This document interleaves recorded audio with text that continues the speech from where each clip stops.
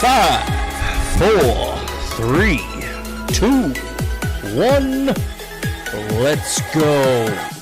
Good evening, Misfits. Shawn, how we doing?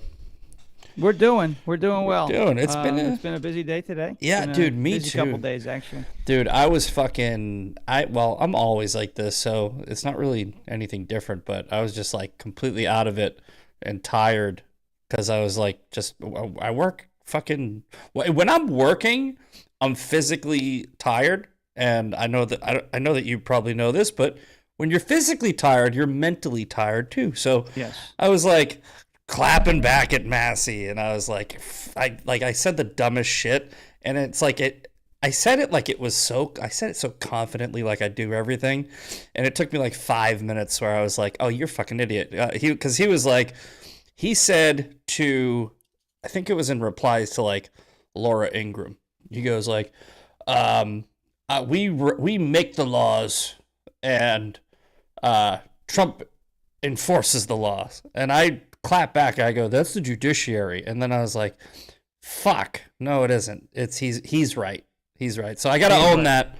I deleted it after like 5 minutes. I'm sure that there's some stalker that's going to be like, ooh, how stupid you are. But the difference between me and Candace Owens and every other motherfucker on the internet is I'll admit when I'm wrong, right? Like, I'll be like, yeah, you know what? My bad. Had a dumb moment. Yeah, the executive branch enforces it. The judicial branch enforces violations of the law. Yeah, that's why I got confused. It was an honest mistake, but I was still wrong. It was an honest mistake because I was like, I don't know, maybe I thought he said execute. I have no idea, but I was just like, meh. It happens. You're an idiot. Nobody's got a perfect record. Nobody has a perfect record. But you know what? Speaking of not having a perfect record and everybody makes mistakes, I want to get into this whole Pam Bondi thing because I was very impressed. Look, you can't erase the fuckery that she has put us through in one day with one hearing. However, right, I've been thinking about it, right, and I'm like, okay, the numbers that we are seeing with crime, it is under her leadership, right? So we are seeing the lowest murder rate, all of these statistics and numbers that are dropping, right? I mean, she has been in charge of that, right? To an extent. To an extent. I mean, she's the top law enforcement officer in the United States, right? So she deserves some credit for it. Is she the reason why crime is down? No. No. The fact is that this Department of Justice has set a standard, and it is currently working. Yeah, the boots on the ground. The boots on the ground, those guys, and well, let's ask the question on the inverse, right? Yeah. So if crime was up, we would be looking at her saying, this is an indictment of her and being weak. So we do have to give credit where it's due. I will give credit where it's due. I have no problem giving credit where it's due. And this is not taking away an agitator, an anti-ICE agitator in Portland was just convicted in prison. Yeah. Convicted in court. Yeah. Of several of those, crimes. So, I mean, look, justice moves slow. So, you know what? This is what I've been telling people, because look, it's aggravating me explaining to people who are on, like, they're not the crazy woke right, they're just people in my comment section, and they're asking me stupid fucking questions, and I'm I gotta remember, I'm not talking to the woke right, and I'm not talking to the woke left, so I try not to give them the rude answer. But for instance, one of my followers was just like, but don't you want to see these people prosecuted? And I'm like, oh, that's the dumbest and most insulting question ever. Do I want to see pedophiles be arrested? Do I want to see Jeffrey Epstein's associates arrested? Yeah. Two things can be true at the same time. I can be saying this is a psyop and they are weaponizing it to hurt Trump. And also, I want to see Jeffrey Epstein's co-conspirators all arrested. I don't. Right, just because you say it's a psyop isn't you saying it doesn't matter, or that what happened wasn't serious, or that you don't want accountability. It's just that you're saying essentially It's not necessarily priority number one. It shouldn't be. You can walk and chew gum. Yeah. That's not a problem.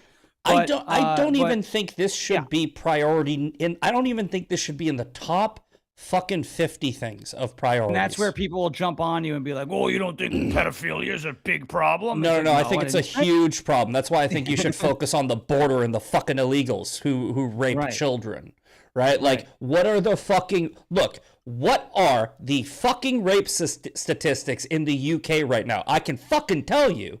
One gets reported every hour. Not one happens every hour. One gets reported. We find out one that we know about happens every hour. One that gets reported every hour, right?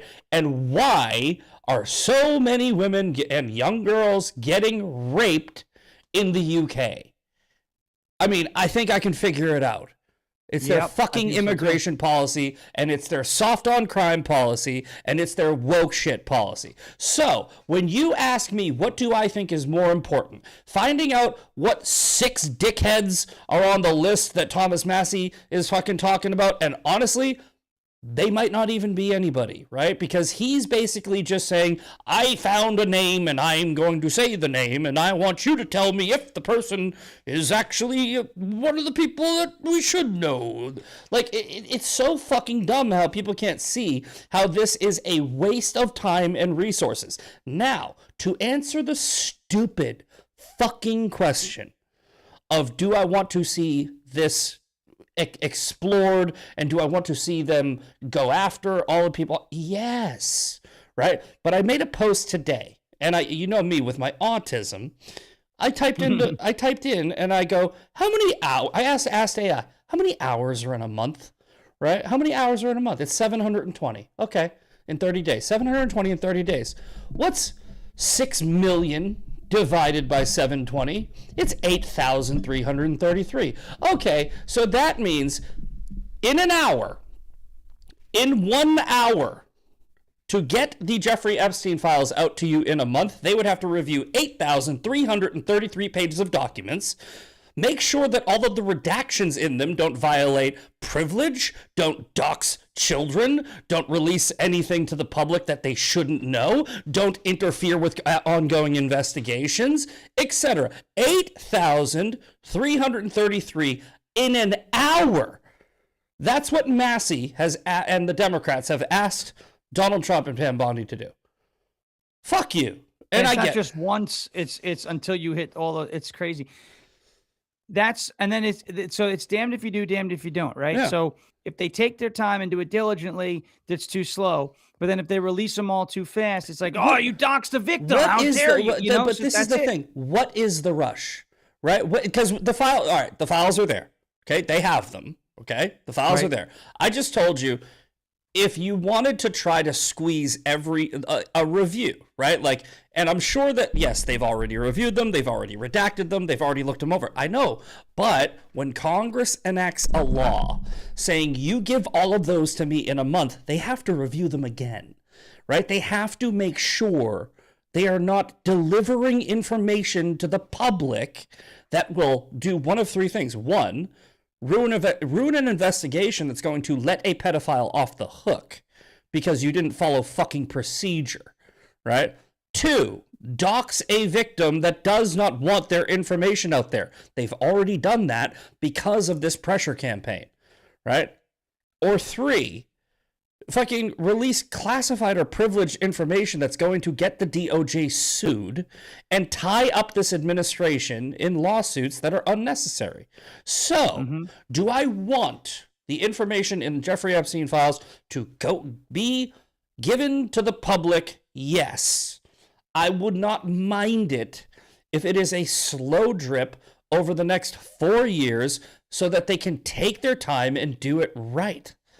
Right? That's because nobody cares about doing it right. They care about doing it now. Yeah. That's the issue. Because the microwave your steak generation. And I said I don't know how much of a fucking like dumbed down way to say this, right? I don't know how to retard it enough for you, right? I'm going to try to retard this. I'm going to try to retard this as much as humanly possible. But if every single fucking Democrat votes for something, it's probably not good for us. Right. They all voted to release the Epstein files. Do you think that they would vote for the fucking thing that would hurt them? No. Yes, they're dumb, but they're not that dumb.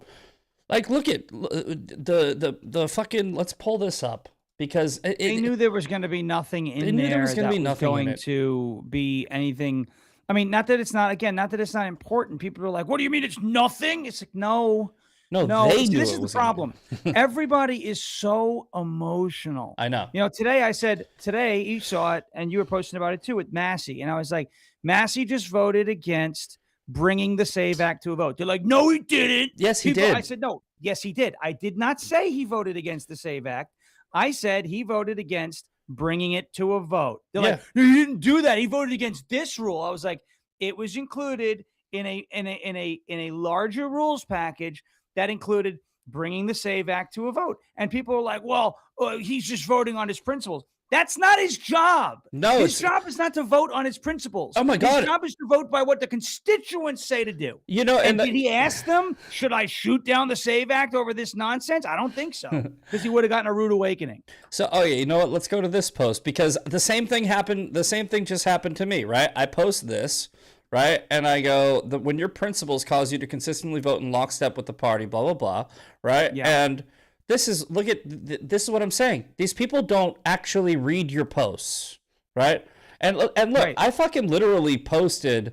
Hold on, look at this. I posted our conversation, right? He goes, you didn't even know what you were posting about. I go, no, check the timestamp. I was literally texting you an hour before I posted this that I knew exactly what I was posting about. I said, when your principles cause you to consistently vote in lockstep with Democrats, they're not principles. This had nothing to do with me saying he didn't vote on the SAVE Act, he voted on the SAVE Act, et cetera, et cetera, et cetera. Yeah, they get so emotional and they don't read it. And it's like they straw man it. They're like, oh, so it's the same thing. It's like, I don't think Jeffrey Epstein should be priority number one. So you support pedophiles? No, yeah. I just said I don't think it should be priority number one. You know what that is? Because no matter what you do to one of these people on the list, it doesn't impact affordability, doesn't impact our border, doesn't impact jobs, doesn't impact the economy. Yes, it's important, but if you were to put a poll up to the rest of the country and say, what do you care about more?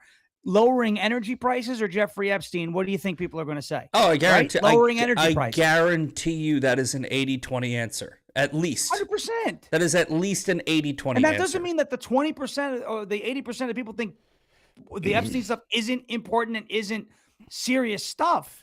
It's like, if you're not all in on everything that they want, you're all out. That's not it. It's like, I care about this stuff, but I don't care about it more than issues 1, 2, 3, 4, and 5, which we know are the issues that swing elections. Well, We're in an election and that's year, why I keep saying this is a distraction from the midterms, because I know how the Democrats work. I wanted to get to the other thing, but I did want to cover this too, right? So I want to get to Laura Ingram's response for Thomas Massey, because because she cleared it up. But this is also very fucking interesting, right? Let's clear this up for Rep Massey, since he has difficult time with facts. Les Wexner, right? So if you see the clip of him going after Bondi over Les Wexner, which I believe is here. What happens when you go to the point? It's the full clip, the 4-minute,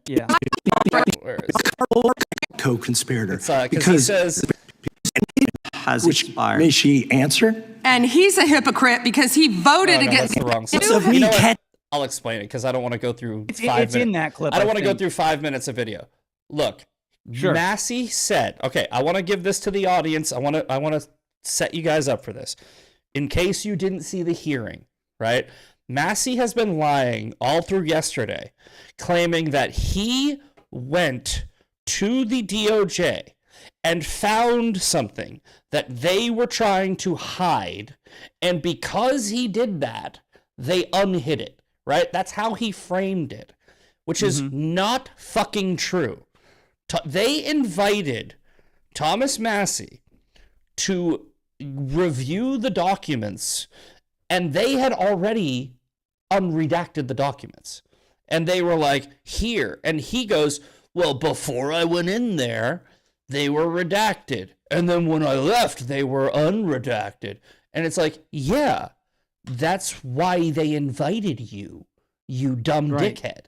Right? But no, he's not even dumb. He knows this. He's lying on purpose. He knows. Yeah, he's posturing, he's pandering, he's doing whatever. But anyway. He's politicking. He's politicking. But anyway, right? So then today in the hearing, Pam Bondi says Les Wexner is listed in the Epstein files 4,700 times.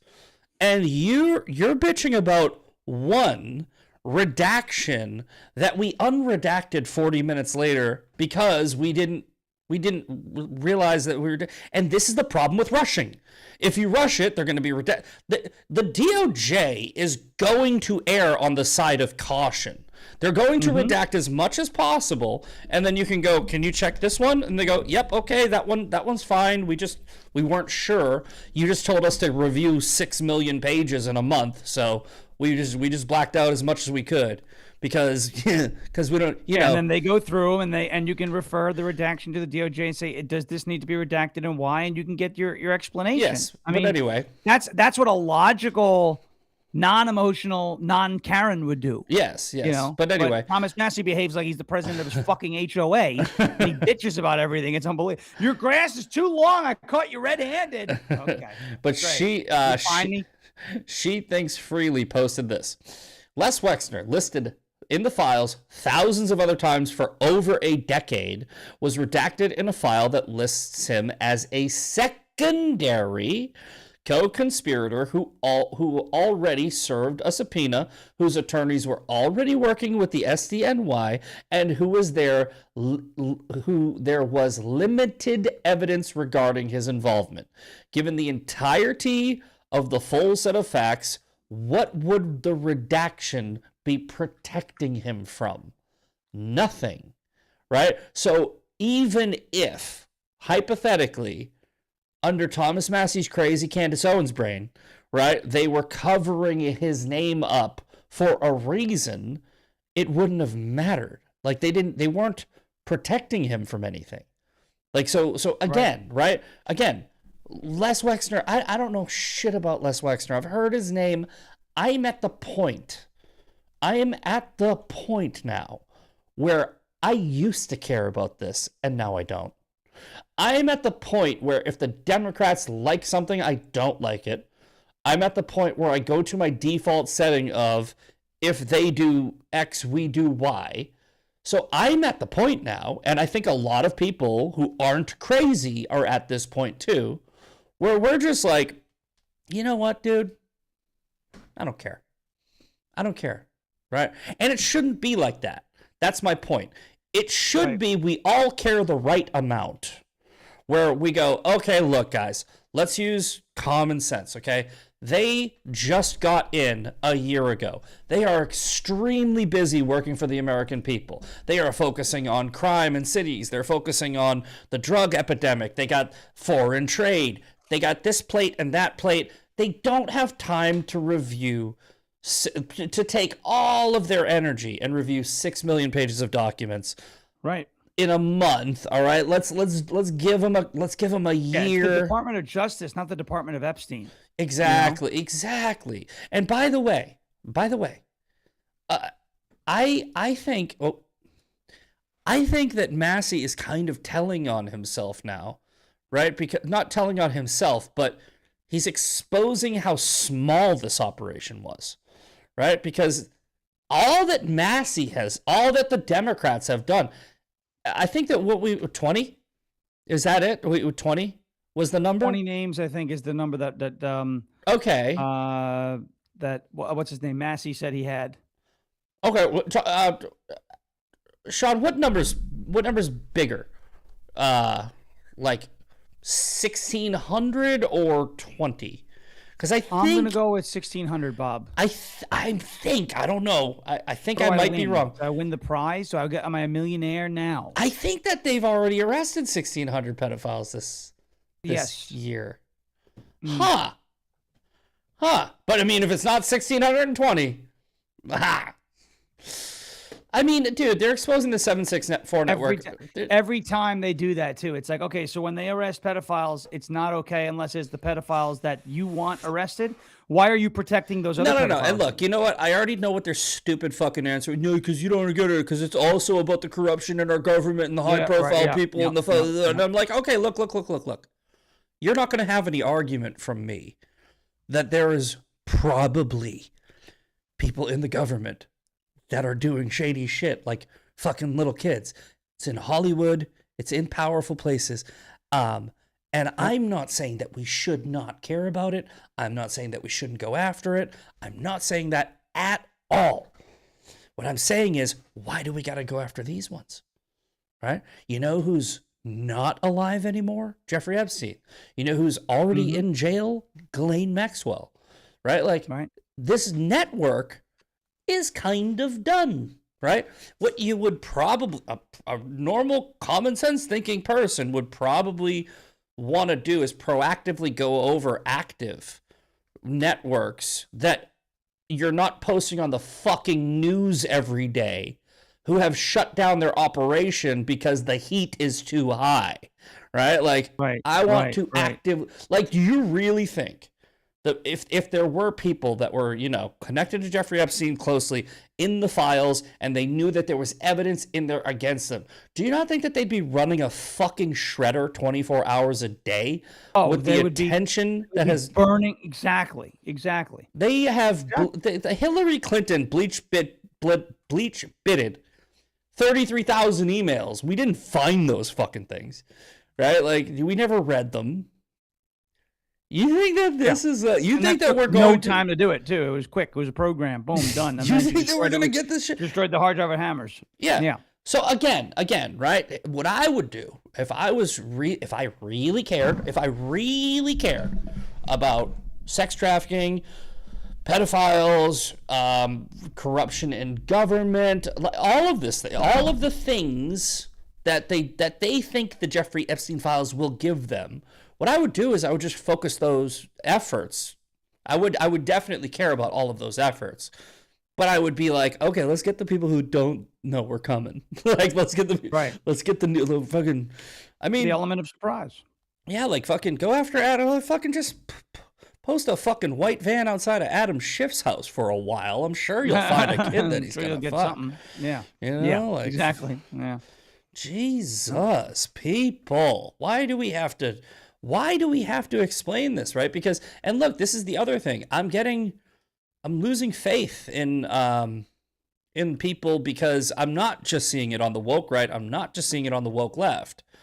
I'm seeing it with my own followers and people that I like. And I'm like, this really is working. It really is working. Where it's like, bro, I see no difference between you and the dumb liberal from like a few years ago that was talking about trusting the science. You are all repeating the same talking points.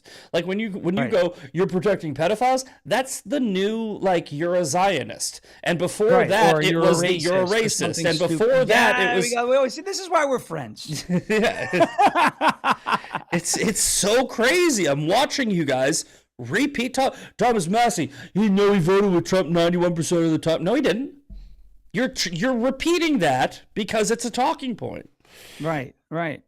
But anyway, hold on. Let's get back to this important point that Ingram brought up. She clapped back at Massey earlier today. Here we go. So, Massey said, I did not vote against the SAVE Act, right? It's a modification of the House rules. Ingram, nice try. And by the way, she's a fucking lawyer. Yes. Does he think we don't know basic civics? If he had killed the rule, Supreme Court too. The SAVE, if he had killed the rule, the SAVE Act would be dead. If two more people voted with Thomas Massey on what he did today, the SAVE Act would not have been passed. That's what I'm talking about. That's what I was saying to people in my mentions. I was like, do you understand that he it's like he basically tried to give the SAVE Act an abortion. Yeah. Like it wasn't even born. He tried to kill it in the womb. He tried to kill it. They're like, people are like, oh, no, you can't make that comparison. Well, I get it. It's not murder, but it's like. And what was so important, what was so fucking important in there that he risked voter ID.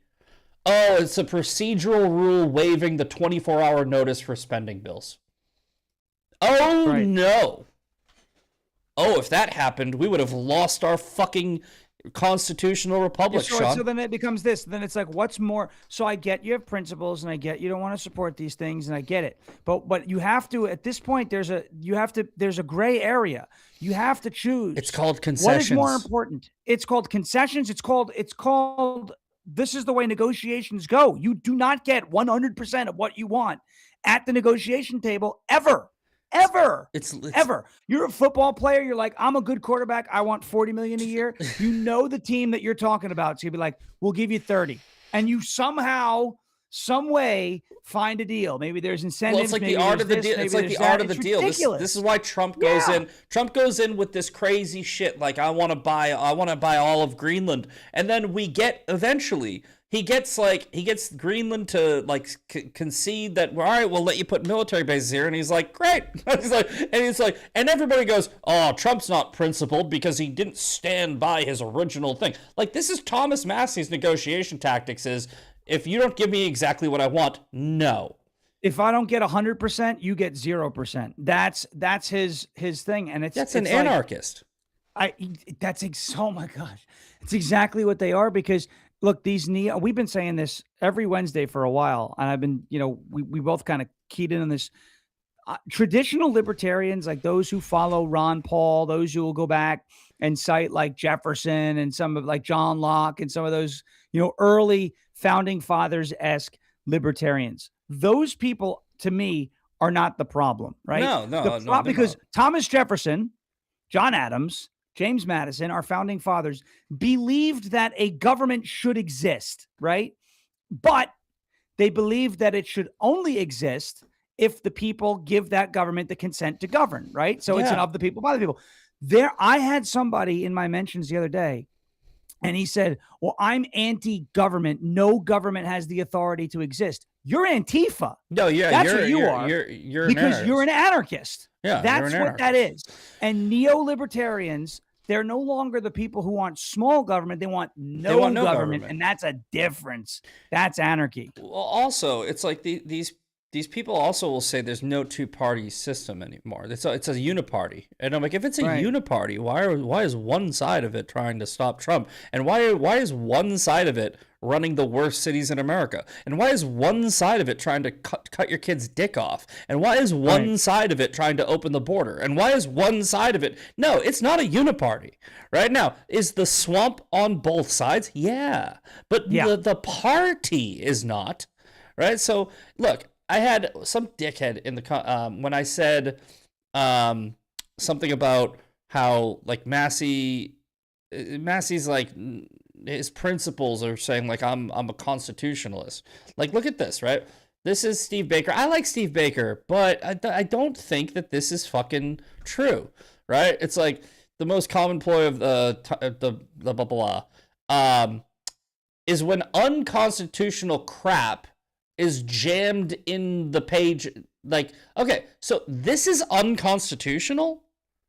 Where in the Constitution does it say that Congress can't add rules for voting?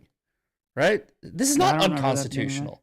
Yeah. Right? So you may not like it. You may not like it, but that doesn't make it unconstitutional. That's not unconstitutional. But even if it were, right?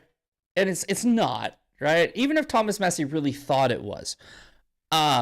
Did you know that it's not Thomas Massey's job to interpret the Constitution and vote that way? No, that's the other branch. That's called the judicial branch. That's the judicial branch, right? That's the judicial branch. It's like we have the Supreme Court and we have we have constitutional law professors to handle constitutional matters. Thomas Massey's job is to represent his voters.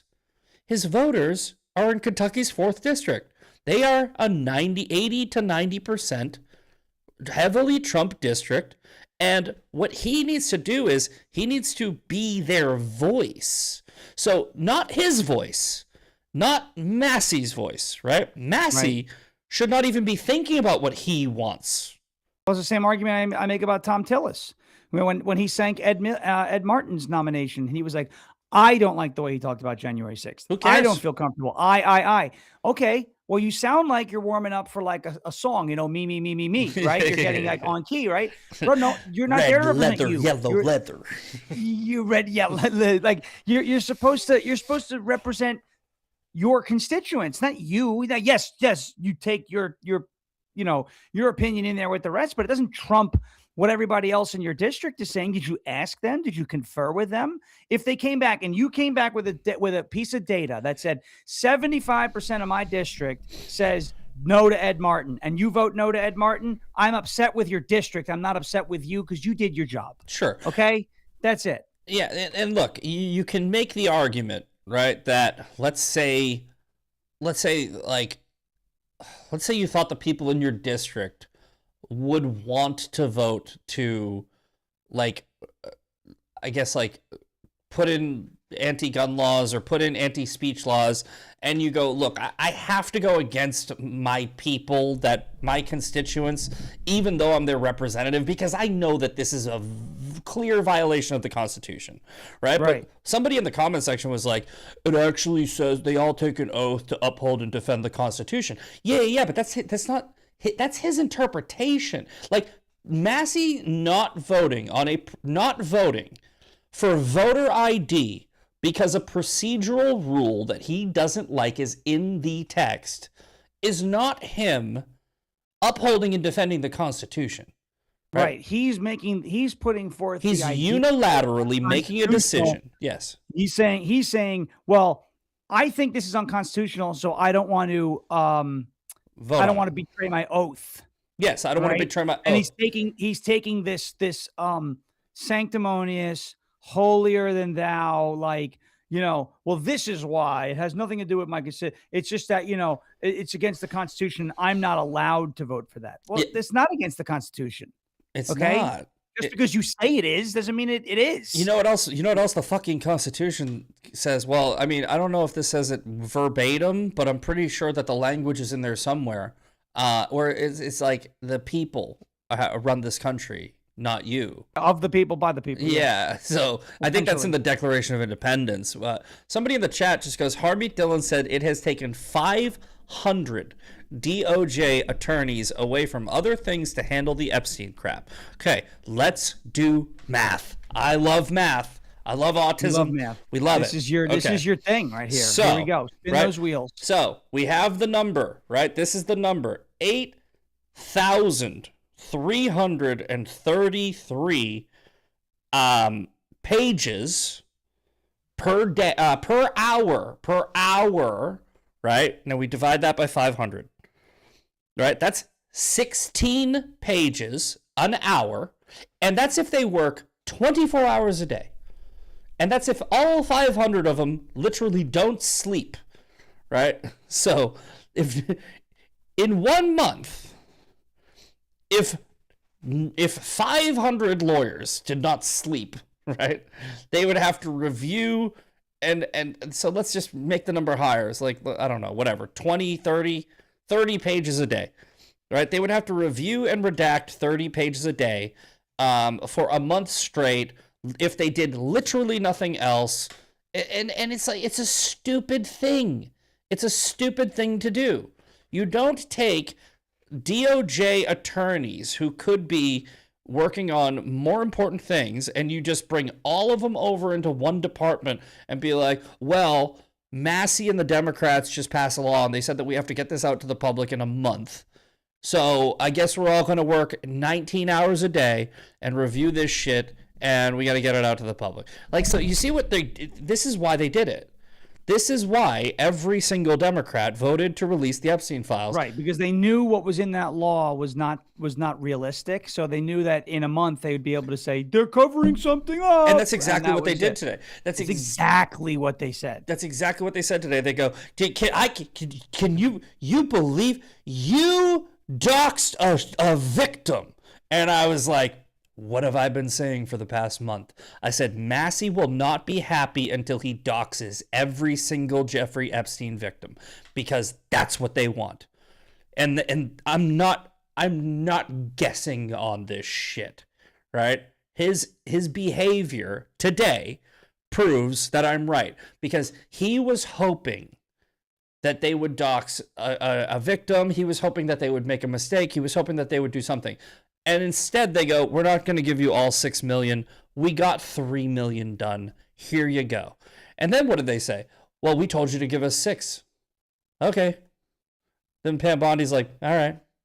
And she just sort of was like, they're like, you're not taking this seriously. And she's like, no, not really. Nah. No. Right. And you know what? Look, like I said, I want to be very clear. Shawn and I both have said she should be fired. Should have given her. I don't like her. I don't like her either. I would have canned her last year. I would have canned her. We could have a discussion as to whether or not that would have been a politically nearsighted or farsighted move. The argument can be made on both. Maybe emotional. Yep. I have a trigger finger. I would have pulled it, and that would have been that. Right? Yeah. Oops. And we don't know what you get another one confirmed in the Senate. But at this point, we don't know what Trump knows. We don't know what Trump knows. We don't know why he kept her around. And hey, we could be wrong. That's the difference. Could be wrong. By the way, I hope I'm wrong. Me too. Best attorney general in the history of this country. Me too. And I'm like, wow, I hope in a year, dude, we're on a Wednesday night. We're like, do you remember how stupid we were making fun of Bondi? She's the best. I hope you have served me a buffet table of crow. I will eat every piece of it. The difference between you, me, and the others is we want to be wrong. Like we were on the things that would hurt the country, would benefit us, right, and help the country, that we think maybe aren't going to happen. I would love to be wrong. I would love for John Thune to make a personal video calling me a bitch tomorrow saying, see, I changed the filibuster rule, asshole. I changed it. Okay. I'd be like, good. Thank you. That's all I wanted. Thank you so much. I'm so excited. You know, I will take everything you send at me. It's the same thing. It's the same thing. Like when I say, I don't think Nancy Guthrie's mother's alive, and I hope I'm wrong. Right. Like I really do. I hope I'm wrong. But I don't think she's alive. Right? I'm the same way, and I pray for her and her safe return, and I hope she's alive. And I do not fault anyone for having that hope, but I look at it and go, it's a long shot that she's alive. Yeah. Because I mean that was a lot of blood. There was a long trail all the way down to the driveway, and the guy that we saw in that camera did not look like he was going there to rob somebody. He had his gun in the front of his big pants, backpack, and that backpack was stuffed with shit. So an empty backpack might be like, oh, he's going to rob. Anyway, the gloves, that guy was going there to murder somebody, right? Anyway, if in 2 days they find her alive, I'm gonna be like, thank God I was wrong. Thank God. Right. That woman. Right. And look, I don't know if you've seen Nancy's tweets or Facebook posts about Trump and everything. She would hate me.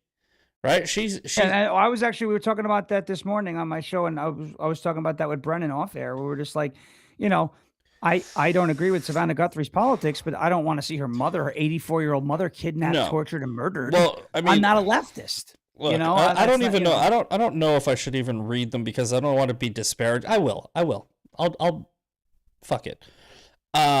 Nancy Guthrie in 2020 said, I always look at the people behind Trump at his rallies. They laugh and mock and are thrilled at the nastiness. I bet they all consider themselves followers of Jesus. Explain it to me. Right? And then she said, I'm looking forward to seeing the Trump family in jail. She probably maybe wouldn't give me the same grace I'm giving her, but that's not the point. My mom is dead. I know what it's like to lose a mother. I do not want to see Savannah Guthrie lose her mother. I don't care if we do not agree on politics. Yeah, I'm not. I don't care. I'm if not. She hates See, me. now that's the difference between us and them. That's the difference between us and the left. Because the left is like, yeah, I want your mother. You've gotten it from both sides, but you've seen what happened when your mom died. You had leftists and people on the right, like, and my dad and my brother. For example, a friend of mine posted a picture of himself in a MAGA hat, one of his new like work headshots, and he's allowed to wear MAGA hat at work, so he did the whole thing. And he posted it on Instagram. It also got posted to Instagram Threads, which is like Blue Sky. Yeah, light, well, apparently that's what they came at me for, and I didn't know I was on that shit. It automatically posts from your Instagram. It automatically posts there, yeah. So he got all sorts of like, dude, like you're gonna be the next Charlie Kirk. Like this is the type of headshot we're looking for from the left. Yeah, they don't even. He's not even a notorious. Like he doesn't have hundreds of thousands of followers. He's not an online personality. He's just a guy in a MAGA hat that posted a picture, and they were like, "Die." They were like, "Kill yourself." That's the thing. Yeah. I got a couple of nasty emails over the weekend after the Bad Bunny thing. You get those every day. I don't take time out of my day to send that type of stuff to people because I don't mean it. Yeah. I don't want my political opponents to die. I don't want somebody that I disagree with on the internet, Candace Owens, Owen Schroyer, whoever it is. I'm not like, gee, I hope they die tomorrow so I don't have to see their. I'm just like, I'm either blocked or I've muted them. I forgot about them. I don't care. I move on. This is the problem, right? So we're sitting here saying, we're saying, who cares about the politics situation? We want to see Nancy Guthrie come home. We want her to be okay. If this was, let's say, Melania Trump's dad, they would be praying they would fucking, that he was killed. Dude, I know, they'd be and mocking you know what? him the whole thing. I know for a fact they would, because like you said, 100%. I get it all the time, right? Like I know for a fact. We watched Charlie Kirk. Like the way they reacted about Charlie Kirk. I know and they try the whataboutism, but they're going after like the minority of right wingers, right? Like there's going to be shitty people on both sides. But when you scale it, right? I have not seen, I don't think anybody saying I'm glad Nancy Guthrie got like I haven't seen any of that. I've seen a couple people make some insensitive comments, right? I think one of them was along the lines of she hated Trump, so I don't care. There's a difference between not caring and being insensitive versus what the left. By the way, you don't have to care. It may not matter. No, you don't have to care. You don't have to care. I care in that I think it's horrible and I feel bad. I'm not going to lose sleep over this story, and I think that Fox News covering it wall to wall is way more about ratings than what their claim is, where it's like, well, we're going to cover it 24/7 because if somebody sees this. I doubt that that's their motivation. It's ratings, but it's also a slower news. What else is going on right now? You're talking about the payback and the filibuster. Fox News does this shit every fucking time. Gabby Petito, anytime if there's a prison break or a white girl is missing, that's all. You turn on Fox News, you can go away for 8 hours and then you turn it back on and it's the same shit. But look, I care, but I'm not going to I'm not going to I care to the point where I'm like, okay, last night I was watching it because there was nothing else on. And the new information came out, right, with the Ring doorbell, and they were going after the guy. And then I see all over Facebook, I see a bunch of people going, the Carlos Paul, blah, blah, blah, blah, right? The clip of the woman said the kid's name. And there's a guy with that same name who's a pedophile from that county. It's the exact same name, and he's a pedophile from that county. I think it might be his dad. Right? So I see a bunch of people going, this is the guy. And I posted it.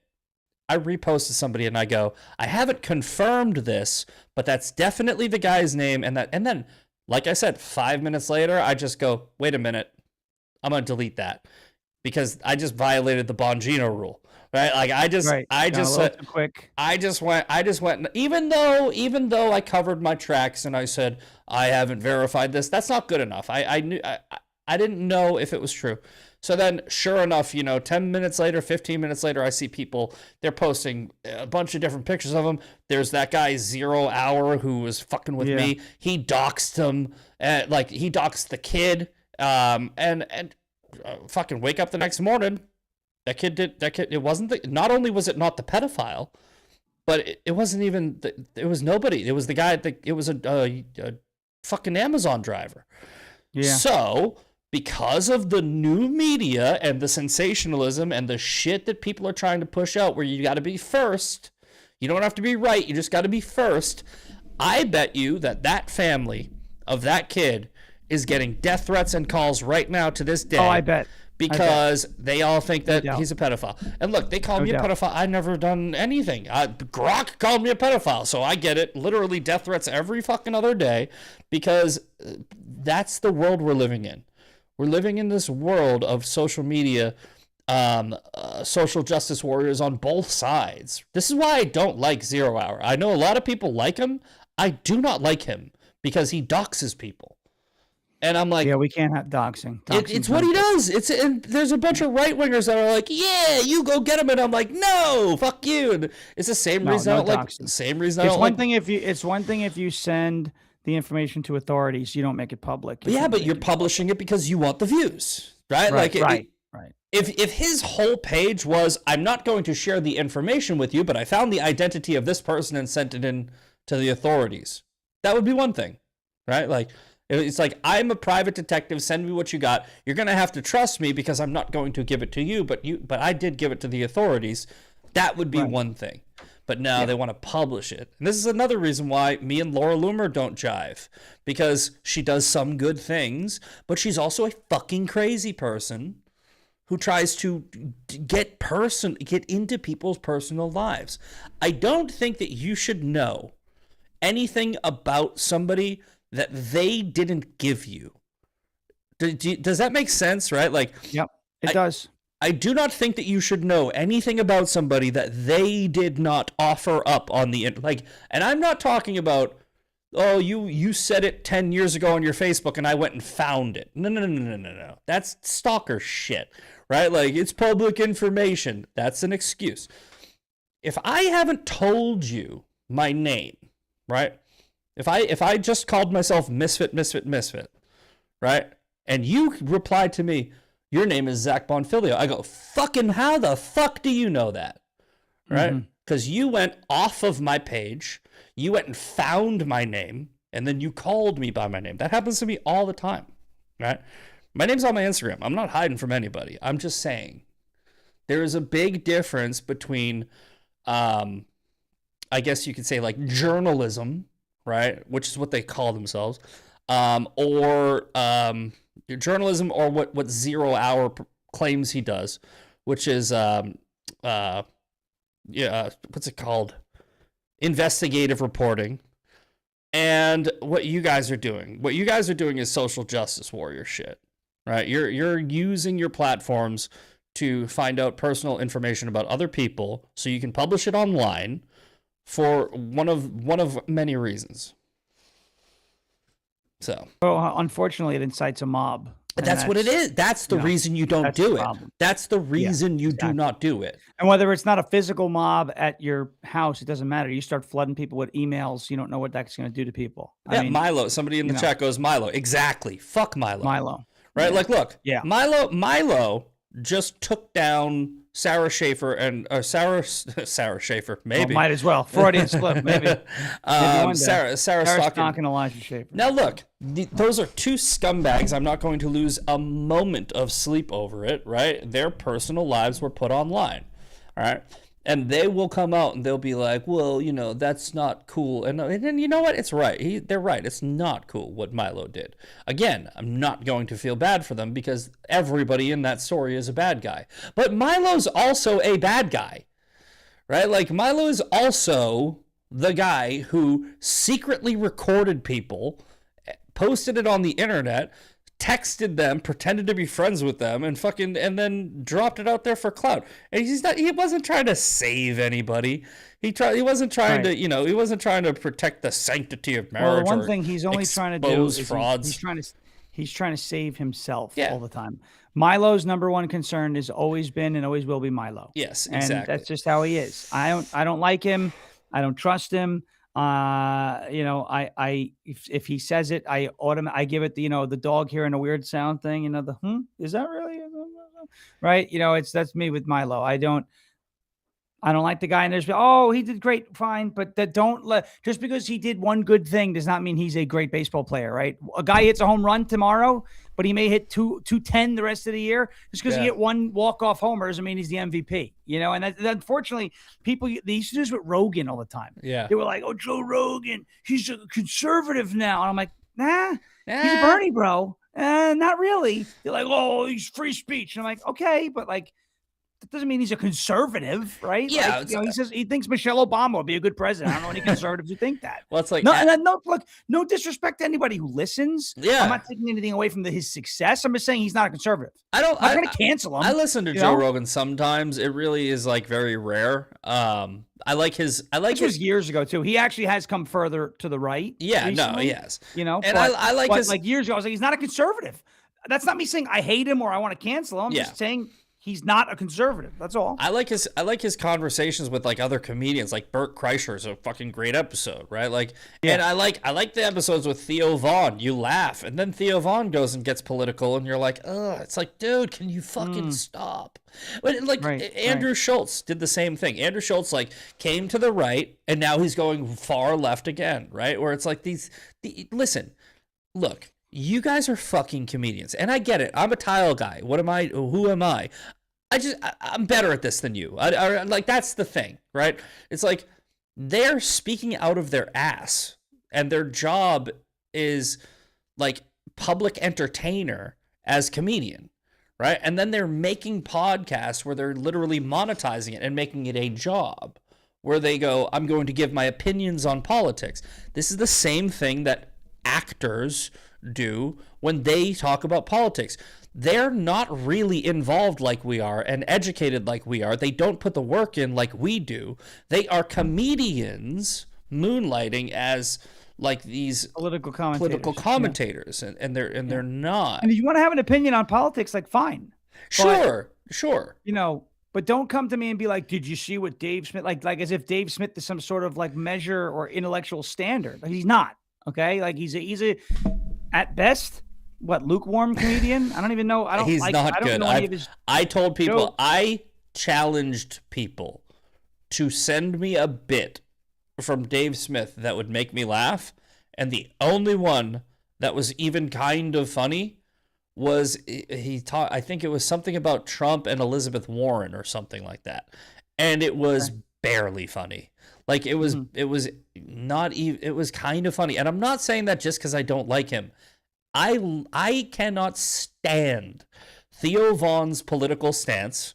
I cannot stand Andrew Schultz's political stance. They can make me laugh my ass off. Yes, absolutely. So if Dave was funny, I would say it. He's not.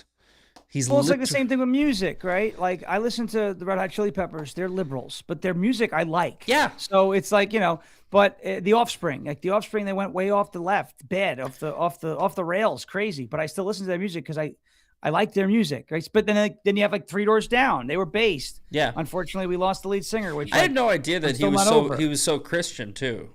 Right, like big time. That's what I'm saying. Like it's like you didn't even know. Man. You didn't even know. You know what? And you didn't know his politics. You didn't know anything about him. Brad never talked about politics. He talked about his faith a lot, but he never talked. He talked about his faith. He did at Trump's inauguration. But I'm saying, you know what? I want to go back to that time where I have no fucking idea what you believe in. Or maybe we do know. Maybe you do know. You know what? Green Day, they put the song American Idiot was about George Bush. When they released that song, we knew where they stood. But that's music has always been. Bob Marley was political. He protested his government but if it's in your Beatles, I'm talking about if it's in your music, it's one thing. But like what I'm saying is, right, Tom Cruise, I think he believes that there's an alien that was born in a volcano and he's crazy Scientologist. He doesn't fucking talk about it. I don't know. Like I will watch 1,000,000 Mission Impossible movies.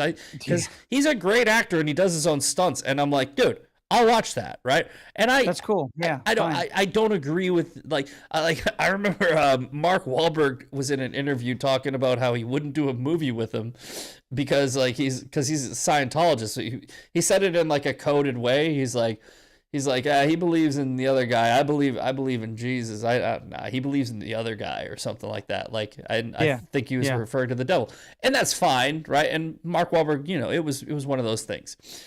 But at the same time, I don't care if you're like a leftist or if you're a Scientologist or if you're an atheist or if you're gay. I don't care as long as you're entertaining me. But it's when you go out of your way. And this is the point I was just making about these comedians, right? You're a comedian. You're an entertainer, right? So you are, I would say, obligated to make your priority entertaining people, right? When you have a dumb take that splits half the fucking country, you're alienating half your fucking audience. And I'm like, I want to watch you, but it turns me off. And that's the difference between you and me. We are political commentators, but we're not entertainers. We're not going out in the world trying to sell one thing and then come out and, our audience. Like, this is our audience. It's what we're doing mainly. And I think that's the difference. Dolly Parton, I always say, she said, I'm not a politician, so I don't talk about politics. Like, I wish more entertainers were like that, Right. I'm not a athletes too. Athletes do the same thing. You know, they're like, why do you watch the NFL? Oh my God, I saw that kid. I clapped back at that kid for you. I said, I watch the NFL because I love football, and the NFL is the only entity that puts football on my TV screen at the highest possible level. That's why I watch the NFL. I watch it for football. I don't watch it for a political lecture. I don't like the woke virtue signaling, and I call it out. They're like, well, you still support it by watching it. Yeah, I do. I support their ability to put the highest and best product of football on my screen on a football field 18 times a year and a couple times in the playoffs and then the Super Bowl, right? Yes, that's what I watch. I watch that. I don't want a lecture on either side. I just want you to play the game. Roger Goodell, the commissioner, came out and said, we have work to do because there were no black head coaches hired. Well, there was a Muslim head coach hired in Tennessee. I guess that's not enough diversity for you. There's a Muslim head coach hired in Tennessee. Yeah. Right. I mean, that's not diversity. What are we doing? Come on. Right? Yeah. I'm looking for the guy that said that to you. The one who said I was a fraud. Yeah. Because I said, because he said something like, I'm trying to everything you stand for, you support, yada, yada. Well, I think it was something like, I think he said something like I'll find it. I can't remember. No, but look, here's the thing. I replied to him and I go, if you've ever watched a movie or a TV show, you're a hypocrite. That's what it was. He called you a hypocrite. Right. And I was like, if you've ever watched a movie or a TV show, you're a hypocrite. If you better cancel your streaming service if you're a hypocrite, because he said to me, you support everything you claim to be against by watching. You're a fraud. Yes, and in my comment under click his comment and you'll see what I said to him. Scroll into it now. Let me see. Because I said yes. Yeah, read it. If you ever watched a movie or TV show written, directed, or performed by someone with different political beliefs, then you're a fraud. You better not have any streaming services on your TV because you'd literally be supporting them with your hard-earned money. Also, don't shop anywhere that's owned by people who don't agree with you. Go all in if you're going to criticize other people for what they support. Lead by example. It's true. So very true. So yes. So now, for the people in the audience, right? Because you can't. This isn't on the screen because Sean's doing it. And by the way, the post that he replied to with was literally me saying that I was happy for Sam Darnold, who is a conservative. Copy and paste that. Throw it in the video chat. But okay. I got it right here. I said Sam Darnold is a Super Bowl champion. He deserves it. And as a Jets fan, because the Jets picked him, I'm happy for him. Yeah. That's what elicited the "you're a fraud" comment. Here you go. It's in the video chat. Okay, here we go. Let's get this pulled up. Freaking because nutso. All right. Copy link. Because what that guy is basically saying is the whole glass houses, right? Well, no, it's if you watch football, you're supporting the NFL, right? So right. Here, let's pull this up. Which I don't disagree. That's true. I'm supporting the NFL by watching football. Sean, so now that people can read this, right? Sam Darnold is a Super Bowl champion. He deserves it. this fucking, and he follows me too, of course. You supported everything you claim to be against by watching. That's the part. Okay, so you support, if you watch football, you're supporting football, which means you're endorsing their behavior, right? And I'm like, okay, so if you've ever watched a movie show, a TV, like anything, a streaming service, I'm not assuming, it's a verifiable fact that if you're watching something, it was either produced, written, directed by, or starred in by a liberal, right? So he's supporting those things according to his own logic. Things to do. We could have gone. I could have asked this guy, "Hey, guy, do you use chapstick?" And if he would have said yes, I would have said, "Well, then you support Pfizer because Pfizer owns chapstick." Okay, so I mean, it's like if that's the game we're going to play, where this is this purity test. That's what I don't like. This is the problem. Hold on, look at this guy's profile. Husband, veteran, retired 1801, pro-constitutional republic, 1A, 2A absolutist, Muslim bigot. Why are you acting like a fucking liberal? Right? Because this is what you just did. Right? You just acted like a liberal. You were like, I am going to criticize you for watching TV, and I'm going to flex my moral superiority on you. Yep. Virtue signal. Yes. Yep. Yeah. I'm pure. I don't watch football. Okay. Fine. I mean, that's looks like he's reposting. Looks like he's reposting you. So maybe he, maybe he it resonated. Yeah. But you know what? That's the funny thing. It's like, I'm not mad at this guy. You know what? Fuck it. I'll follow you back now, just because you seem like you learned your lesson.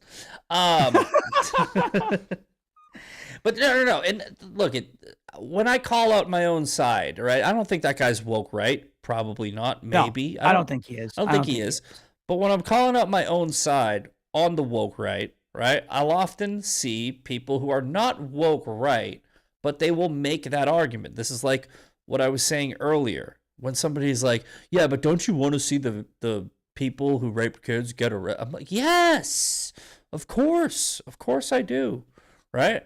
I also want to see the midterms get won by an overwhelming majority so that we can move forward with, this plan to save America, right? Like, is a dead pedophile's sex trafficking disbanded sex trafficking ring from 20 years ago important? Sure. Is it more important than saving the country from the Marxist takeover that we are currently facing? No. Right? But if you turn on the TV or if you turn on X, you wouldn't get that sentiment. You'd think, no, it's more important to focus on a disbanded network from a dead pedophile where the top two people in the organization are either dead or in jail. It's more important to go down that rabbit hole than to pass voter ID, than to close the border, than to deport illegal immigrants, all of this shit. And if you say that, they'll tell you, yes, it is. Like, if they will literally reply with, no, this is more important. And you're like, okay, and you know what? Fine to you. Yeah. That's fine. You could, I think, for example, and there will be economists who disagree with me. I think the border is more important than, talking about the border is more important than talking about the economy. They'd be like, well, it's the economy, stupid. Now I'll reply with, well, it's your community, stupid. Do you want rapists walking around the community that come from another area? Oh, we can have that debate. It's a trickle-down effect. I don't think the person who prioritizes the economy over the border is a fraud or is stupid or is covering for illegal alien or you're protecting illegals because you want to talk about the economy. You know what? No way do I arrive at that conclusion. In no way. Because I'm not an idiot. You just gave me a good idea for a fucking stochastic argument. Because you can start saying that. You can be like you're protecting illegals. Right? Dude, I've been going at the Massey people because you can start saying to the Massey people, you're protecting illegals. You're Thomas Massey, I think he's protecting pedophiles. He's like, he got the bill passed. And I'm like, yeah, but he says he has a list of names. Why hasn't he released them? He must be covering for pedophiles. That is Thomas Massey. No, but Massey clarified. He never said he had the names. No. Massey never said he had the names. He said, I will read the names, right? He never said I have the names. He said, I will read the names, right? And he's right. He's such a... Dude, Thomas Massey he's slippery. He is a slimy cunt. And that's what really bothers me about him. That is what really bothers me about him, right? Because if I really believed that he believed what he was saying, I wouldn't have as big of a problem with him. I've said this many times, right? Even if I disagree with somebody, if I believe you believe what you're saying, I have a little bit more respect for you. Stu Peters. If you're being honest. I have more respect for Stu Peters than I do for Myron Gaines, right? Like, because I think at least Stu Peters believes it. To what he's saying. He's like, yeah, it's the Jews. Yeah. I hate them and they do it. Yeah. And I'm like, you know what, man? It's like, all right. Being honest. I don't like it, but I mean, you said that with your whole chest. You know, it's like, Nick Fuentes in the past few days has said, Jeffrey Epstein is not a pedophile, and I hope that the IRGC kills all of the Iranians. It's like, he doesn't believe what he's saying. Like, he doesn't believe. Well, he's a shock jock too, because he knew the Epstein sensation. We talked about this last week. It's like, so I don't like Nick Fuentes more. Like, that's because I'm like, I know you know you're lying. It's like Candace Owens. I know she knows she's lying. Tucker Carlson. I know he knows he's lying. Yeah, Stu Peters at least is just honest But Stu Peters, I don't agree with him. He's not lying. He's not lying to anybody. He's not lying at all. And where is he? I haven't seen him in a while. He's like, honest people get no attention, even if they're scummy. Yeah. It's so funny, dude, because he really is the prime example of like that's. You guys picked Nick Fuentes over him? Like, yeah. I mean, I would have picked him. I would. That's at least he's dedicated and he's honest. Yeah. I wonder what is he doing? Because I haven't looked at him in a while. I have not gone into his page in a long time. Stupid. Oh, I just saw him. Where'd he go? Get back here. Oh, J-proof. This is the unbuyable. Oh my goodness. MAGA boomers. I'm going to. There it is. I'm going to protect pedophiles to save the 20. Oh my God! Of course they're all going after Trump. Of course. So he's on par. He's on par with the rest of them. Dude, and this is what I'm talking about, right? But he's the only one who believes what he's saying. I bet you the rest he does. Of them know that the rest of them, I think, are full of shit. Well, so I don't know if you watched any of those clips I did with Tiffany. I was telling you last week, I did that interview right before we did our show last week, and I was what was the fucking one I was just talking about? Where I was Brannon, right? Yeah, I was talking about. Oh yeah. So I was talking about audience capture.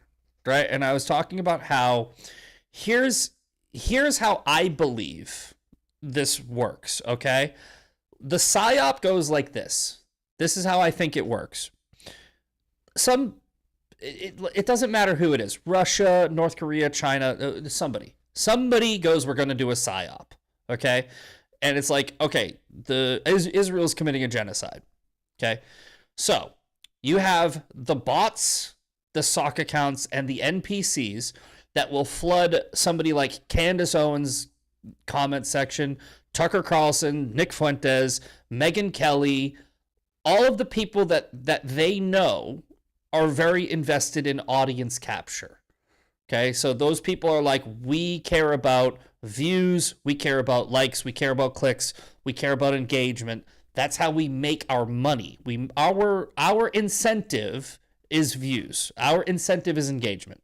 Okay, so here's what happens: the bots, the NPCs, and everything. They're constantly in their comment section, and then Candace, Tucker, Megyn, all these people, they go, okay, this is what people believe. I don't believe it, but this is what people believe. I'm going to start saying the thing that people believe, and then they get that's how because a lot of people think that like Tucker Carlson is being paid directly from Qatar, and he might be, but it's far more likely that he's just engaging in the psyop, knowing it's a psyop, but not caring that it's a psyop, if that makes sense, right?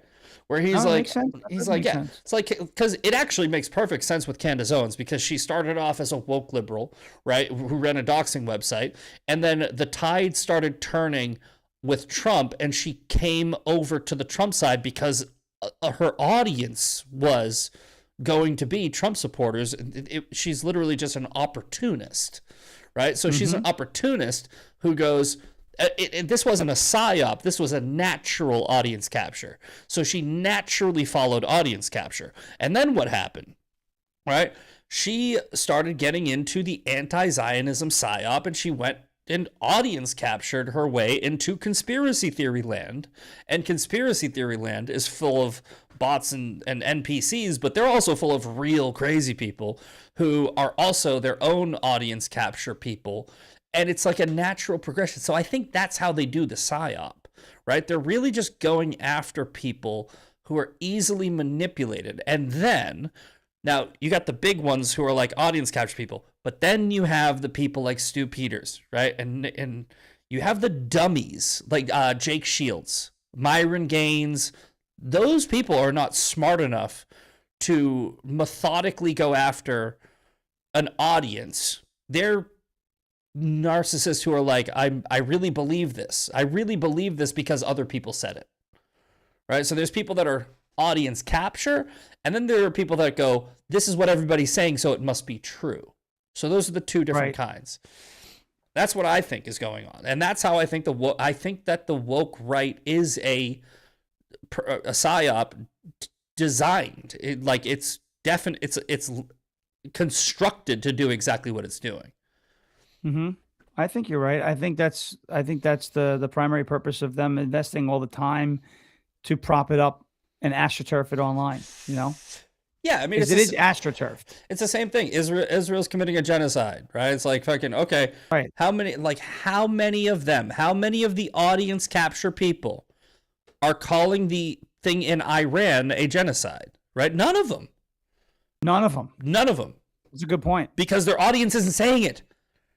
Right? It's like there's if their audience started saying it, they would start saying it. If their audience started saying it, they would start saying it, right? Like if you know what's interesting? They should run for Congress since they listen to what the people say more than Massey. So Nick Fuentes is the outlier, right? Because I think that Nick Fuentes may be one of the few people who is directly paid from somebody. I think I have no proof of it other than a feeling. But I think that Nick Fuentes, with the whole stormed the Capitol and then got no charges, I think the fact that he's got these connections, and like Elijah Schaffer too, I think that he's going to be one of those people where it's going to be like the Lauren Chen situation. I think eventually we're going to find out this stuff. I think eventually we're going to find out. I think that there's going to be... What happened to Lauren Chen? That was the Tenant Media thing. No, whatever happened to her? Oh, she like, I guess her case, she filed an appeal, and she either settled or some, I don't know, like there was some type of resolution, and she just quietly came back to the internet. She just like posts, but everybody's like, yeah, no, you're that chick. No, right? Yeah, she was like liking my shit in the background, and I'm like, all right. I think she followed me, and I'm like, all right. Let's go find out. Let's go find out what the Russian Chinese princess is up to.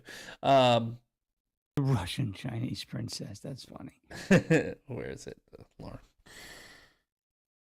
It was Lauren Chen, right? Yes. Yeah, I'm thinking of the right one.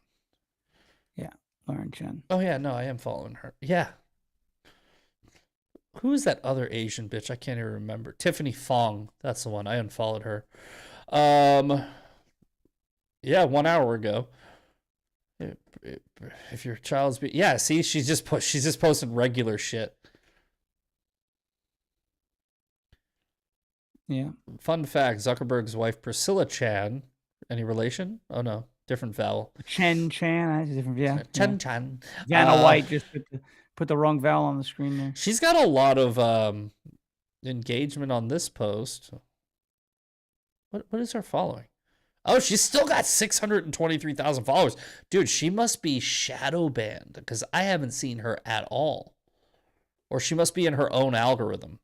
She might be in her own, silo. Yeah, I think she's in her own algorithm. Okay, well, anyway, that's what's going on with her lately. Seems like she's just posting regular stuff. But you know what? I think that the reason why she's not in the algorithm that we're seeing is because she's not doing sensationalism anymore because she's not being paid to. Right. Well, Or maybe she learned a lesson. That's a good point. Yeah. Or she can't do anything outrageous because the next thing will be an accusation. Exactly. Who's paying you for this now? Blah, blah, blah, blah, blah. That's what I'm saying. It's like it's like sensationalism works. I mean, grifting works. They wouldn't do it if it didn't work. Yeah, they would. 100% right. They would not do it if it didn't work. No, it works. If it didn't pay well, they would not do it. It pays well. Yeah, there are some pays well. I think Jake Shields does it for the love of the game. I think he's. I don't think Jake Shields consciously knows. I don't think he knows what's going on. He's like he's walking. He's a walking example of CTE. So it's so funny, dude, because he's like Jake Shields. I think is like. I think that he.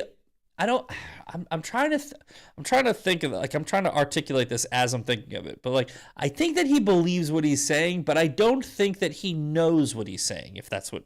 Yeah. Like, I think that he. I don't know. It's kind of hard to explain. It's all right. You know what? Here's a good example. When like a little kid will say something ridiculous to somebody like that they shouldn't have said out loud, like that lady's fat, right? Like, right. Kids say the dumbest things. Yeah. That's Jake Shields. I think that it like goes into his head and he's like, I'm gonna type that. He's like, I'm gonna type that. Then he's send and he's like, got it. Yep, that slapped. Anyway, we covered the Bondi thing. I think we covered all that. What else was I going to talk to you about? I wanted to talk to you about one more thing. I just can't remember what it was. What do you think's going to... Oh, yeah. The midterm cheat sheet. That's what I wanted to talk to you about. Yes. So the midterm cheat sheet is going well. And guys, if you want to be in on this, I'm going to, I'll show the chat right now. We got this, this is going good, right? So we have, I'm not going to show you everybody in here, but I'm going to bring you to my, yes. Keep going. As you can see, we've been busy. This is what I did, right? I put together this group chat. Okay. And this is for the midterm cheat sheet. Shawn and I were talking about this last week, and the week before, I think. I don't know. We've been talking about it privately, too. What I want to do, what I'm going to do, right, is I'm going to create a website where I'm going to put the races that I think, and I'll collaborate with Shawn, and we'll revise it if needed. We can edit them. But the website's basically just going to be very simple. It's just going to be, here are the races we need to focus on for the 2026 midterms. It'll be the race, obviously, like the district, who's in it, a short description of each candidate, and who we think you should vote for and why, right? And the only races that we're going to put on there are the ones that we think are achievable, right? Because a lot of people are hitting me up going like, oh, you need a primary this guy, you need a primary that guy. It's like, that's what'll happen. It's like, no. We need targeted strategic races that we focus on. And what I'd like to do is, once this cheat sheet is built, right? Once the cheat sheet is uploaded, right? It'll be live for everybody. I'll make a QR code. I'll post about it. You go on there, and then you give me feedback, and you go, actually, this is what I think you should do, and then we can literally just revise it and change it week to week to week, and make sure that it's updated so that when you go to the polls, you know who to vote for, right? And it's going to be races in a bunch of, it's probably not going to be, it's going to be like maybe one or two of you. But here's the final thing. You, even if it's not in your district, will be able to post about it, right? So you'll be like, hey, Misfit and Shawn, I listen to them, I trust them, and I agree with their assessment on this race. So I'm going to flood the internet with this race. That way you're not talking about a race that doesn't matter or that we can't win. Because if you want to primary a rhino, right? Like, and it's like we're going to spend all of our time primarying I don't know, what's the Mitch McConnell race or something like that, right? Like the Nate Morris. Nate Morris yeah. and it's, I like Nate Morris. No, me too, right? But what I'm saying is, imagine if we got bogged down with that, as opposed to a flippable seat that we can turn from D to R. That's because the ones that you're going to see online are going to be the ones like that, right? They're going to be the Mitch McConnell, the Massey. I don't think we even need to worry about Massey. Profile. Yeah, we're going to be doing the Massey thing anyway. All eyes are on him anyway. Well, we're going to be doing the Massey thing anyway. What we want is like, there's a couple people that have already done some good work in here, but like, Georgia governor is absolutely critical with Kemp term limit. If either Carr or Ratburger win, you can forget about uncovering the 2020 fraud. Like, this is an important one, but it also has to be winnable, right? Here's the overview for that race. And this is the kind of shit that you're going to see on the website. So I think we have a good idea here. I think we have an awesome framework. So next week I'll start working on it.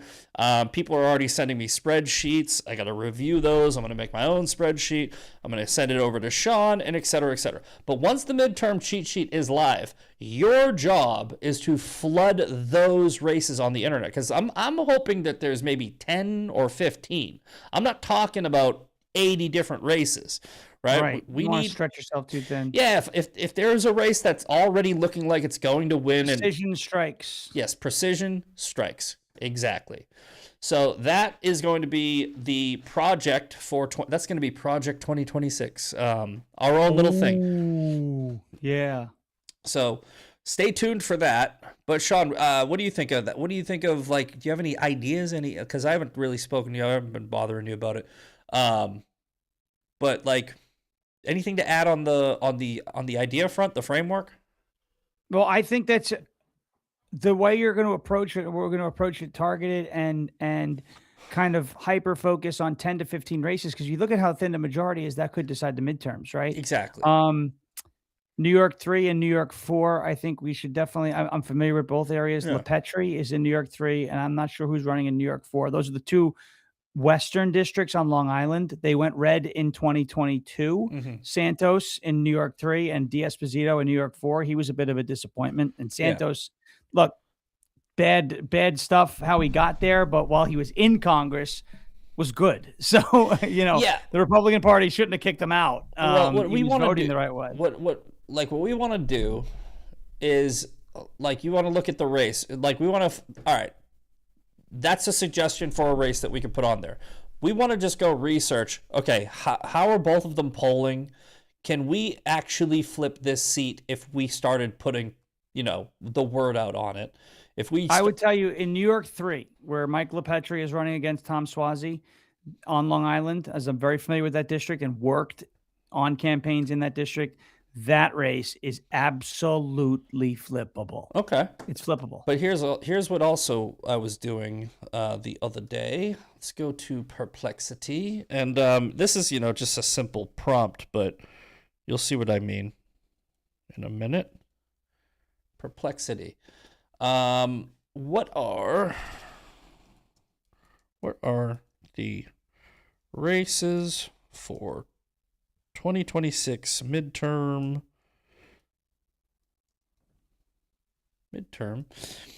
that are in swing districts? Because if we do this, right, and this is just going to be one of many strategies that I'm going to be using, but if you look here, it's like Come on. Still going. Okay, here we go. Which swing districts are rated toss-up? This one will probably be better. Okay, so here we go.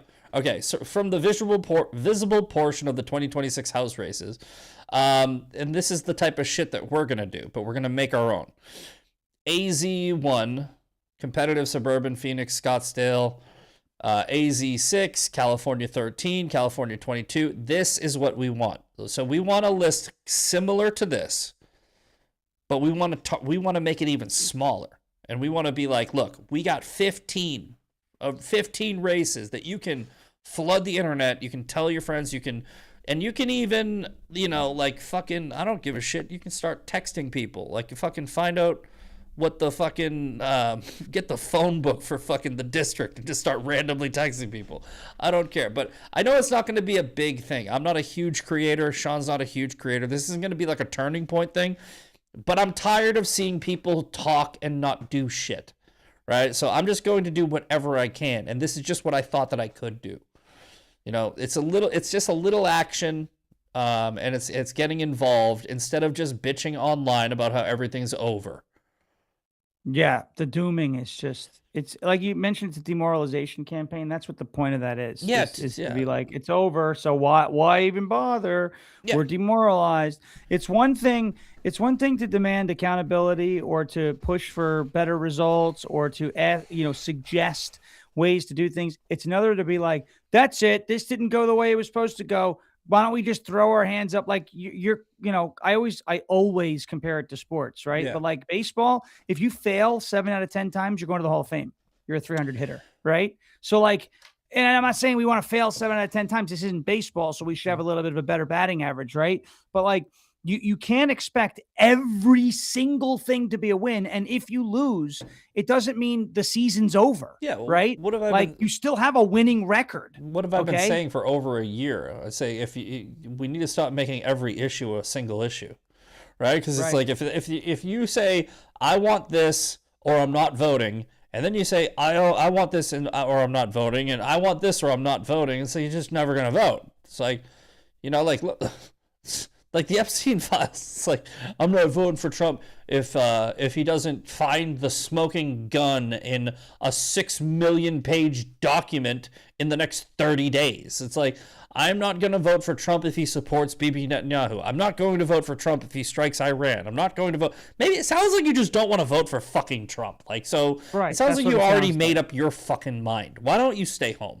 It's like, a lot of these people are looking for Trump or the administration or someone to cater specifically to them, and it's like, well, yes, I agree with you that politicians should have to earn your vote, but you also can't make your vote impossible to earn unless they meet 100% of your expectations. Yeah.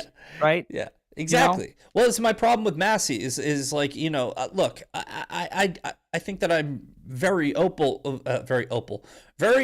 and vocal that I think that the Democrat Party are fucking evil, right, at this point. But Democrats, like the human beings that live here, that are registered Democrats, are not evil. And they live here too, right? And they need representation too. So the people that are in Congress who may be evil are still representing regular people who are not. And those people deserve representation. So when Thomas Massey has to make a concession, right, and say like, okay, I'm gonna like, do that. But the odd thing is he actually helps them more than he hurts them either way. But right. when a regular Republican, when Johnson has to make a concession, right, for somebody who's like a representative in Virginia, okay, who has a constituency who's hitting him up and saying, I want you to do this, and he's actually listening to them, and he's getting on the phone, and then he goes to Congress and he puts together a bill and he writes it. And Johnson reviews it and he goes, okay, we have a slim majority. We're going to give you some of this. That's the process, right? Like, just because you have the majority, and by the way, a very slim majority, just because you have the majority, you don't get to say fuck half the country.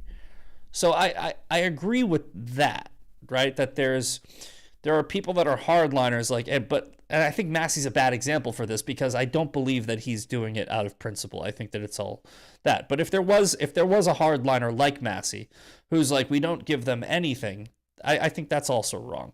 Somebody in the comments, the chat was like, Byron for Florida governor, Fishback ? Seems like an unstable groiper. James Fishback is not a race that we need to worry about.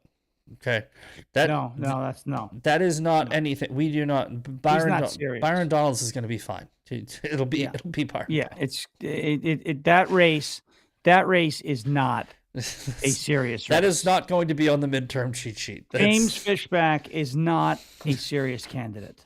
Okay. Did you see? We gotta pull it up for the. If you guys have not seen it, we're gonna pull up the James. It's right here. It's literally right here. This is how I hold my gun when I'm trying to tell people don't come to my house. So this is James Fishback on his front porch. If you lay hands on a single one of our volunteers, if you come back to this home and our staff are volunteers. So he's like, scroll up a little bit. Scroll up a little bit more to the quote. It is Dana Loesch. Yeah. She said, "What in the Beto?" I love it. She's cool. Yeah, and this is me replying to her, and so she goes, "What in the Beto is this?" I go, "What's the matter, Dana? Is this not how you hold a rifle?" I've been standing like this for 4 hours because someone in my DM said they were going to burn my house down. Vote Misfit for Congress. The Jews did it.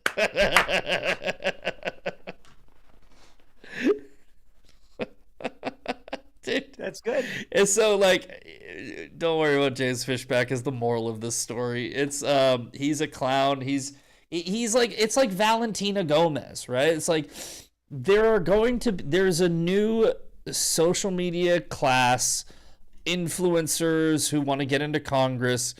They're never going to do. And look, I don't. Somebody told me the Sham Wow guy is actually gonna be a good candidate. I'm like, no, maybe he will. Vince Offer is running for Congress. You haven't seen that? Hold on, about to blow your fucking mind. How did I not know that? He's primarying somebody who's like really old in Texas.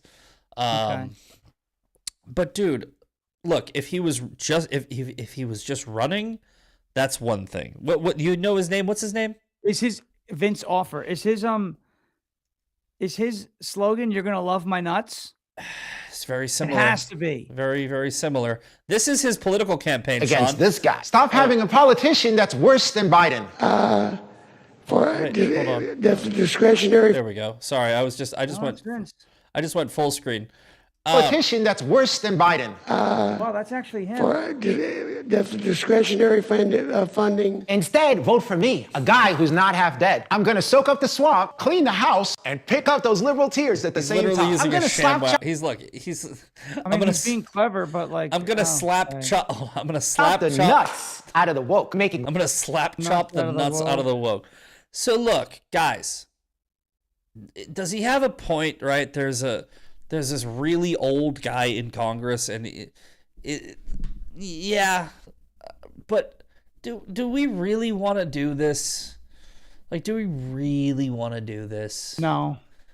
Like, that's what I'm saying, right? Like, it's one thing that... It's funny. It's one thing that, Trump used to be, like, part of The Apprentice, and he used to be on right. WWE, and he was a businessman. It's one thing for that, but when Trump ran, he ran professionally, right? His campaign ads were professional. He showed up in a suit. Yeah, he brought actual policy proposals. Like, he used nicknames, but he talked policy. It wasn't cartoon. It wasn't cartoonish, right? He did the mean tweets and everything like that.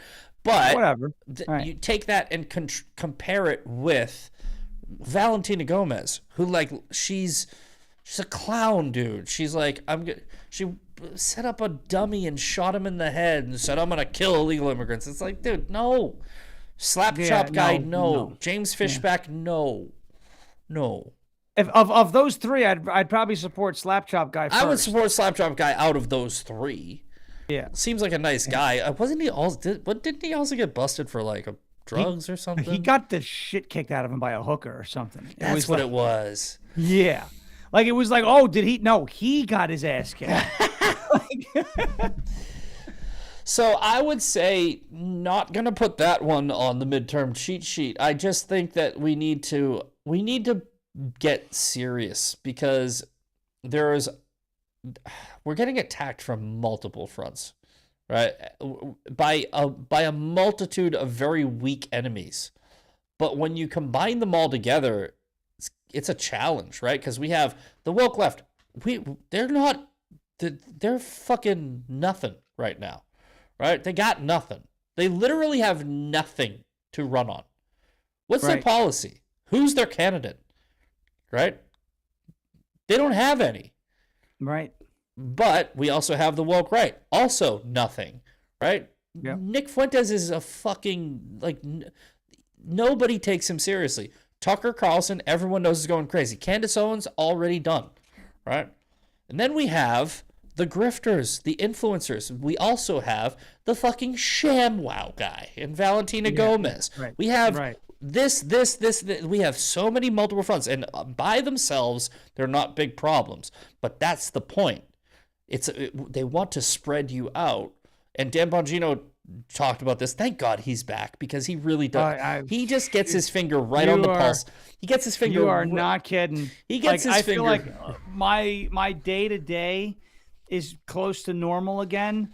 Now that I get to, and it's 2 hours now, which is even better. Yeah. You know? Well, so the way I do my day is I listen to you, and then I listen to Crowder, and then I go back and I listen to Dan last, because if I listen to Dan after you, I'm halfway through the show.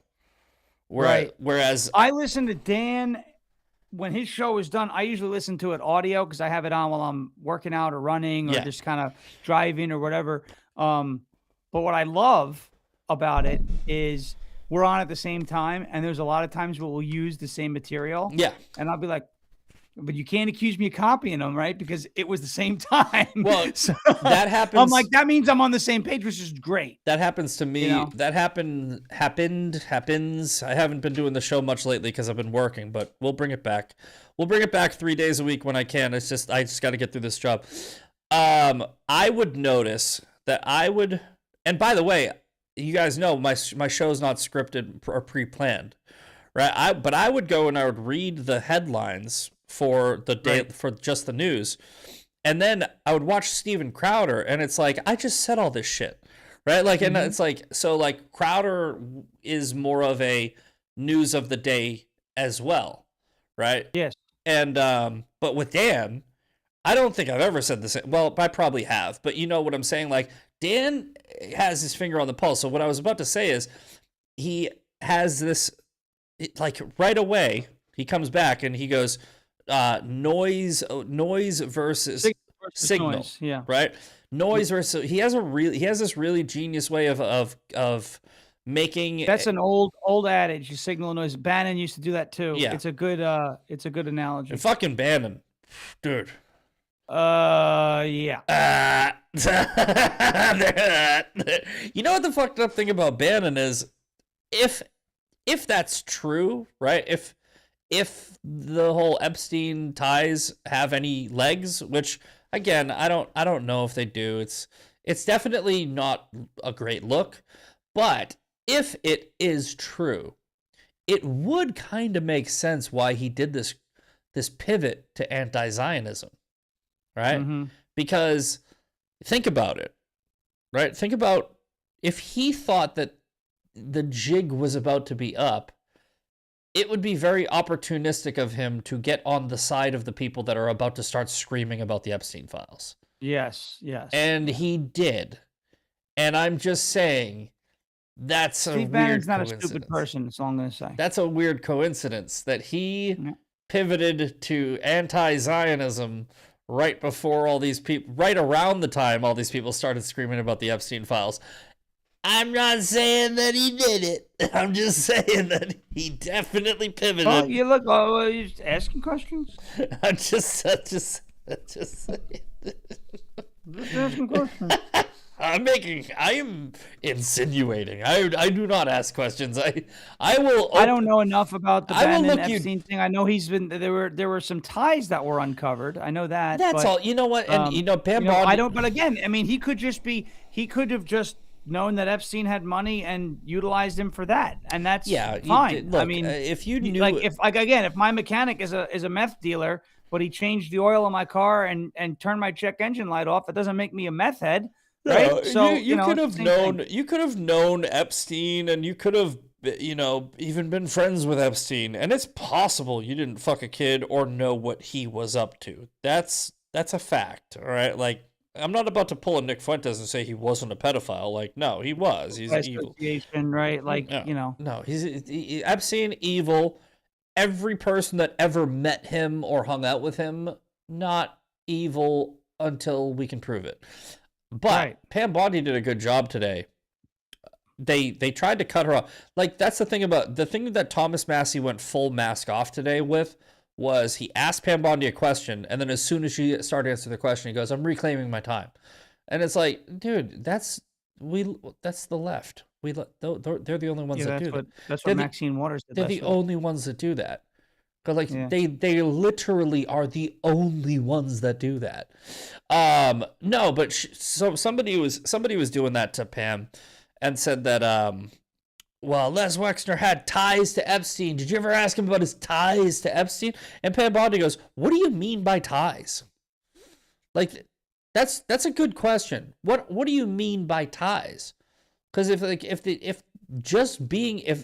you're admitting that if your name pops up in the Epstein files, that's a tie, then okay, Stacey Plaskett, fucking Bill Clinton, fucking what are we doing here? But anyway, I'm getting loopy. I think I'm rapping. My eyes are getting heavy. I'll be on Vince early in the morning tomorrow. Oh, that's right, tomorrow. Yeah, I get 2 hours. So tomorrow, hold on. I'm writing it down right now.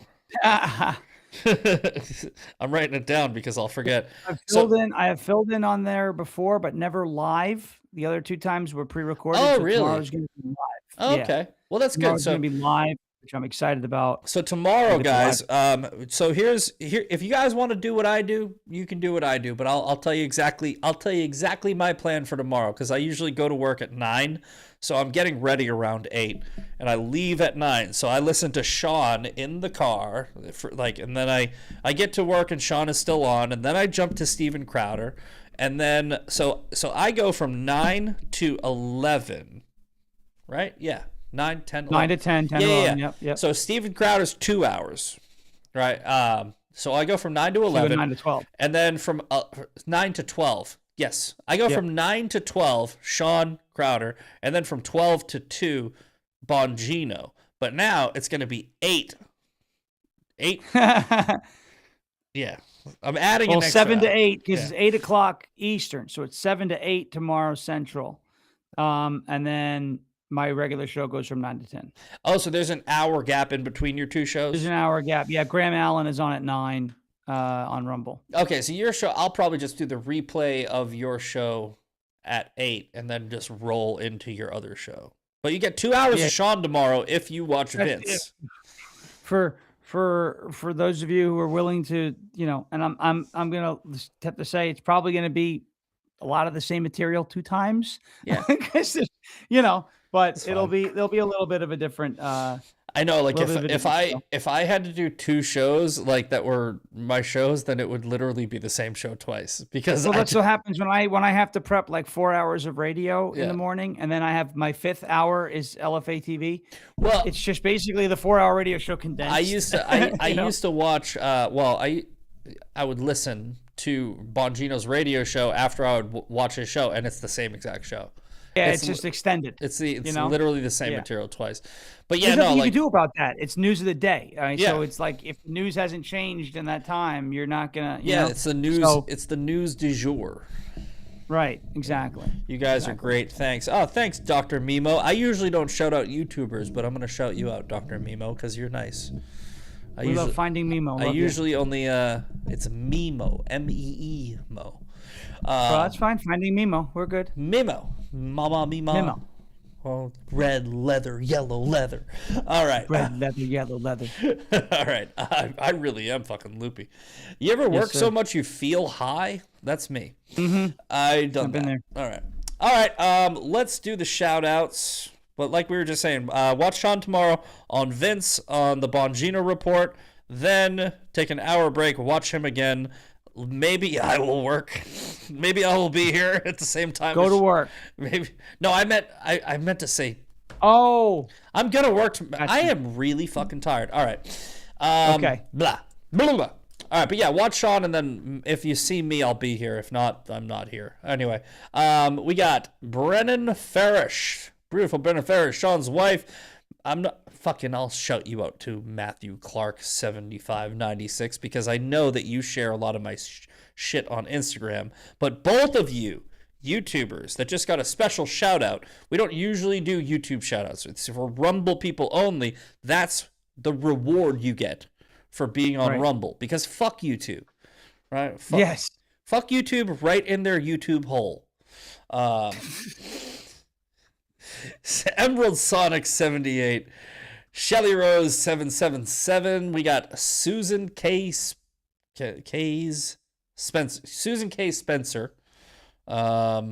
Let's see. Stassi's for real. That's Jada. The Way Market 215. Stop typing. You guys refresh when you guys type. Crazy Mode McGroin.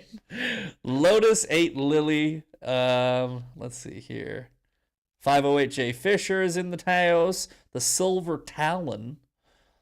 On the Edge. You typed again, you fucker. K-Hart 917, and I think that's everybody. So, all right. Tomorrow, if I am here, it'll be Hate Mail Thursday, but I gotta get a lot of work done tomorrow, so I wouldn't count on me being here tomorrow. I think I will be here for Fuck You Friday. I think Fuck You Friday is going to be a weekly thing, where I will make it happen because Fuck You Friday is just me going off, and I like the theme of that show. That's fun. Yeah, Fuck You Friday is literally just me finding somebody that I don't like, and I'm just like, fuck you. Right? And I do it for an hour, and then I feel better. It's cathartic. I go to work, and I'm jazzed up. All right, baby. We'll see you all Friday for sure. Tomorrow if I'm feeling it. Shawn, we'll see you next week.